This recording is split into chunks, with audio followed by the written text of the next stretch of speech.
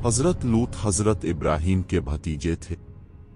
आपके बाप का नाम हारान था जो अपने बाप आज़र की ज़िंदगी में वफ़ात पा गए थे। हज़रत लूत की तरबियत हज़रत इब्राहीम ने की। हज़रत इस्माइल की पैदाइश तक हज़रत इब्राहीम हज़रत लूत को अपना वारिस समझते थे। हज़रत इब्राहीम पर सबसे पहले ईमान लाने वालों में हज़रत सारा और हज़रत लूत थे। आपका पेशा काश्तकार था। आपके बहुत से मौजिज़ात हैं। अब बारिश के लिए हाथ उठाते तो बारिश हो जाती। जिन पत्थरों पर सर रख कर सोते उन पत्थरों पर निशान पड़ जाते। कुरान मजीद में कौम लूत का जिक्र 17 मरतबा आया है। कौम लूत का मस्कन शहर सदविम और उमुरा था जो बहर मुर्दार के साहिल पर वाक़े था, और कुरैश मक्का अपने शाम के सफ़र में बराबर इसी रास्ता से आते जाते थे। ये इलाका 5 अच्छे बड़े शहरों पर मुश्तमिल था जिनके नाम सदविम, उमुरा, अदमा, सबूबीम और जागुर थे। उनके मजमुआ को कुरान करीम ने मोतुफ़के और मोतुफ़कात यानी उल्टी हुई बस्तियां के अल्फाज में कई जगह बयान फरमाया है। सदविम इन शहरों का दार अल हुकूमत और मरकज समझा जाता था।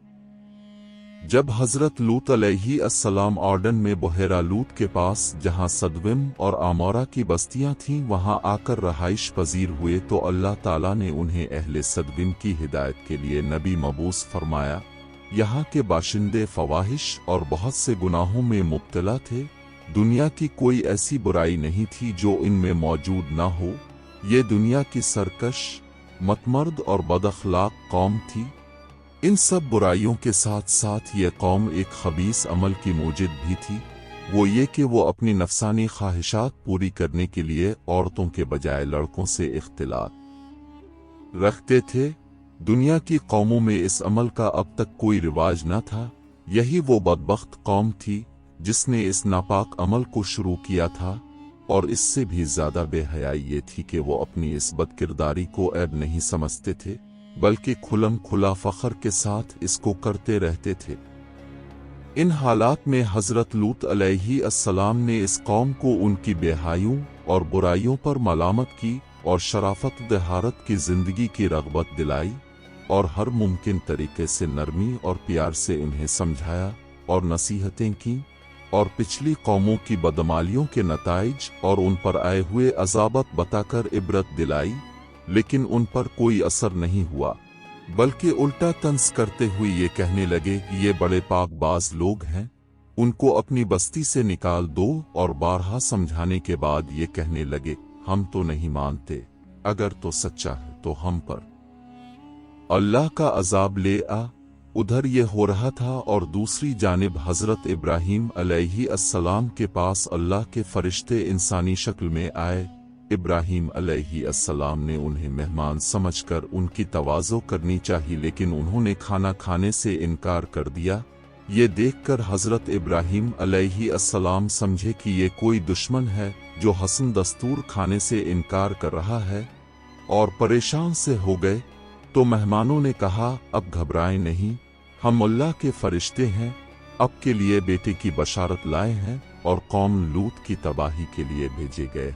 इब्राहीम अलैहिस्सलाम ने फरमाया, तुम ऐसी कौम को हलाक करने जा रहे हो जिसमें लूत अलैहिस्सलाम जैसा खुदा का बरगुज़ीदा नबी मौजूद है। उन्होंने कहा, हमें मालूम है, लेकिन अल्लाह का यही फैसला है कि कौम लूत अपनी बेहयाई और फवाहिश पर इसरार की वजह से जरूर हलाक होगी, और लूत अलैहिस्सलाम और उनका खानदान इस अजाब से महफूज रहेगा, सिवाय लूत अलैहिस्सलाम की बीवी के वो कौम की हिमायत और उनकी बदमालियों में शिरकत की वजह से अजाब में मुब्तला होगी।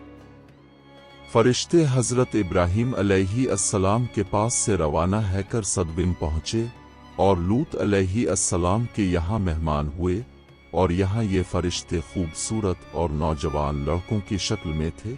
लूत अलैहिस्सलाम ने उनको देखा तो बहुत परेशान हुए कि अब न जाने कौम उनके साथ क्या मामला करेगी। अभी वो इसी परेशानी में थे कि कौम को खबर हो गई और वो लूत अलैहिस्सलाम के मकान पर चढ़ गए और मुतालबा करने लगे कि उनको हमारे हवाला कर दो। लूत अलैहिस्सलाम ने उन्हें बहुत समझाया, लेकिन वो ना माने। تو انہوں سخت پریشانی میں کہا، کاش میں کسی مضبوط سہارے کی حمایت حاصل کر سکتا۔ فرشتوں نے ان کو پریشان دیکھ کر کہا کہ اب گھبرائیں نہیں، ہم انسان نہیں ہیں بلکہ اللہ کی طرف سے بھیجے ہوئے فرشتے ہیں اور ان کے عذاب کے لیے نازل ہوئے، اب راتوں رات اپنے خاندان سمیت یہاں سے نکل جائیں۔ تو فرشتوں کے پیغام کے بعد لوط علیہ السلام اپنے خاندان سمیت بستی سے نکل کر صدوم سے رخصت ہو گئے، اور ان کی بیوی نے ان کی رفاقت سے انکار کر دیا اور یہی رہ گئی۔ جب رات کا آخری پہر ہوا تو عذاب شروع ہو گیا۔ سب سے پہلے ایک سخت ہیبت ناک چیخ نے ان کو تہ و بالا کر دیا، پھر ان کی آبادی کو اوپر اٹھا کر زمین کی طرف الٹ دیا گیا، اور پھر اوپر سے پتھروں کی بارش نے ان کا نام و نشان مٹا دیا، اور گزشتہ قوموں کی طرح یہ بھی اپنی سرکشی کی وجہ سے انجام کو پہنچے۔